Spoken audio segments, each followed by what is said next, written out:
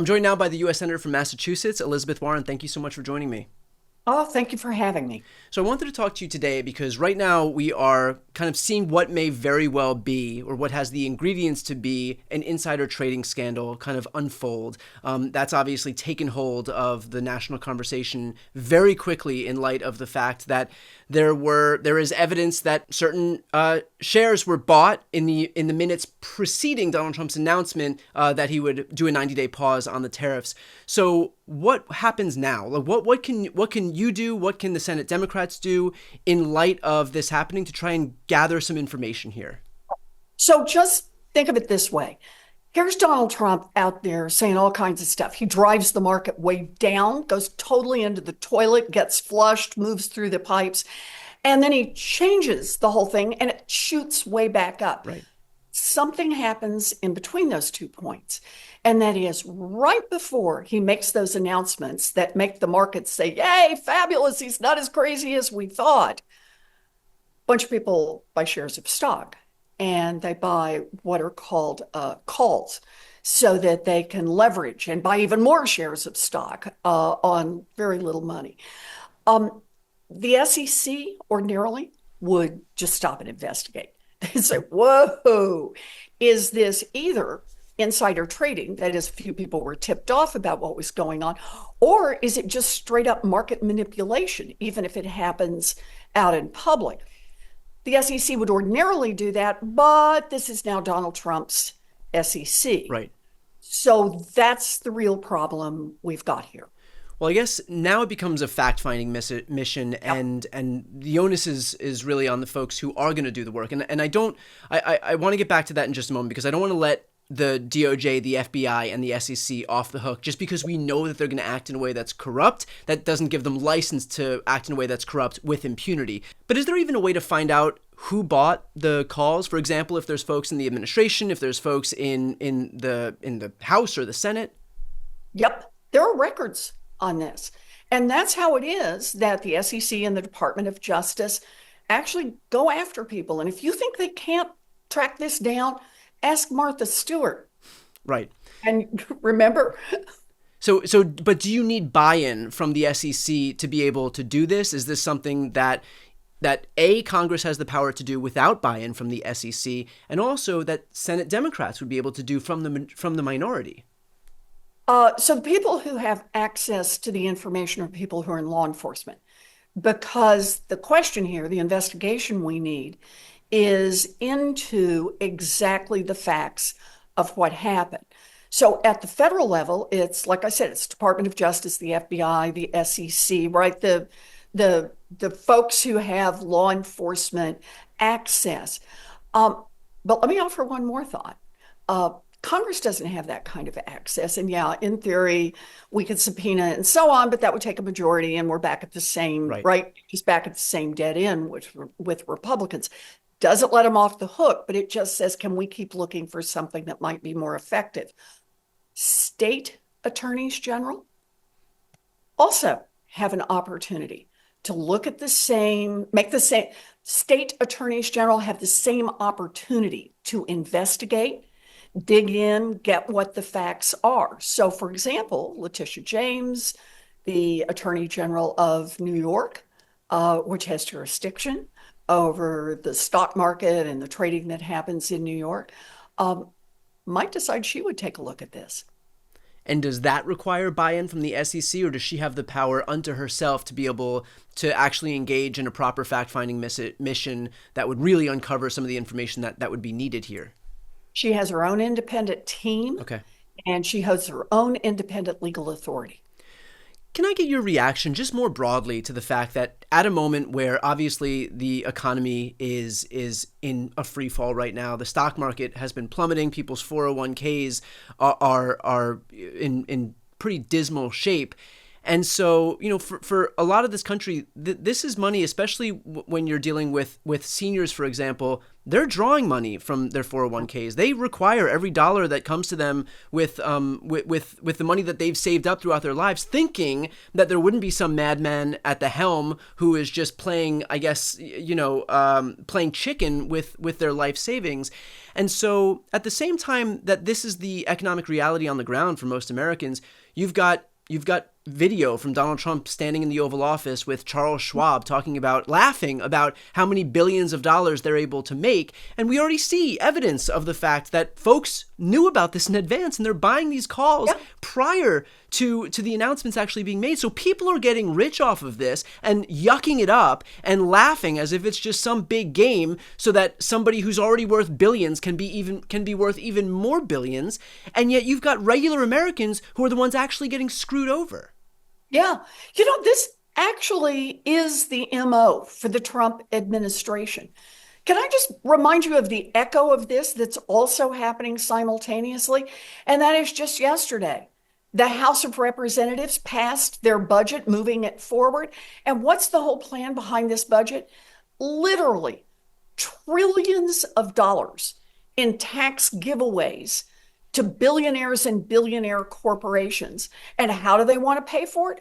They want to pay for it by cutting health care for babies and for seniors in nursing homes. They want to pay for it by cutting access to Social Security. They want to pay for it by cutting the Veterans Administration. And they want to pay for it by cutting money for our public schools.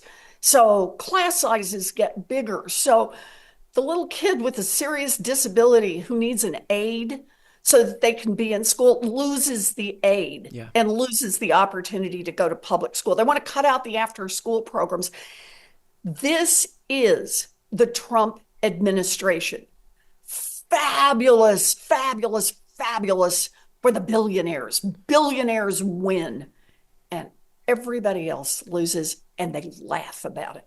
And by the way, that would be disqualifying enough unto itself. But what makes it even more egregious is that these guys ran this last campaign on this pretense that they actually cared about working class people, that they felt your pain, that they understood how difficult it was, that housing prices were high and rent prices were high and grocery prices were high and egg prices were high because egg prices were $1 more. Now they're pissing away everybody's 401ks, pissing away all of the stock market gains, pissing away everybody's absolutely necessary Medicaid and food stamps and Social Security, all because they want to just help the people at the very top get just a little bit richer. Yeah, in fact, remember the direct quote.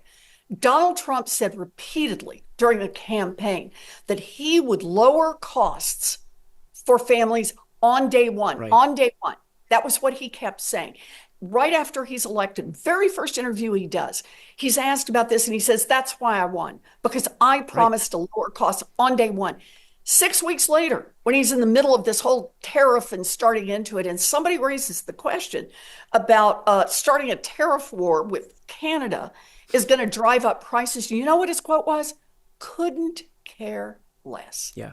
That's what he said. He couldn't care less.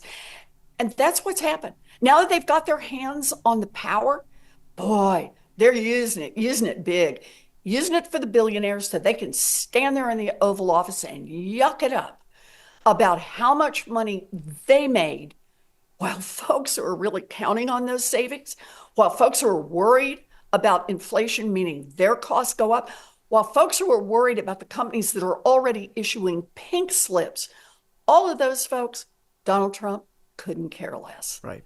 Right. Well, I would say that in terms of where he's actually spending his time, rather than lowering costs, we do know that he's focused, at least in the last 24 hours, on sending troops into Panama, on trying to fix shower heads so that we have this elusive water pressure that apparently went away, and on and on. So I don't know how that's going to lower the price of eggs, which, ironically enough, just today hit the highest point it's ever hit. But I digress. I did mention earlier in the interview that I don't want to let these people off the hook, that I know that the onus is going to be on Democrats in the House and the Senate and Democratic state officials to actually investigate this stuff. But just because we know, again, that the DOJ and the FBI and the SEC likely aren't going to do anything, it doesn't mean that we give them a free pass. So what would your message be to these folks in leadership with regard to what we're seeing unfold at the prospect of a possible insider trading scandal? So look, we got to call this out all across the country. So we got to do this within Congress. We got to say, we are not moving with you guys. This is not business as usual. This is not normal. We are drawing the lines in the sand here. We get it. we are in the minority, and there are certain rights that the majority has, but we're not giving anything up for free. We have to stay in this fight, and we have to keep underscoring this corruption point, because corruption working for the billionaires is like the continuing theme of the Trump administration.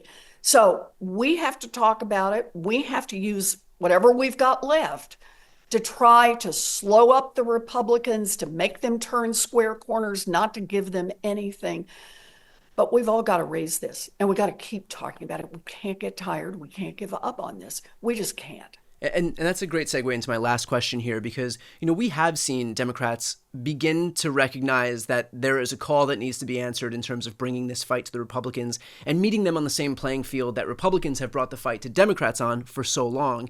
And we saw Cory Booker take to the Senate floor for 25 hours as a way to break through and get his message through in a media environment where it's difficult to get messages through. I spoke with Senator Schatz a couple of days ago about how he's holding up 300 nominations for the Trump administration, which is obviously a tool that Republicans have employed in the past against Democrats. And so I wanted to ask you what you're doing to meet this moment, given the bar that's been created by some of your Senate colleagues.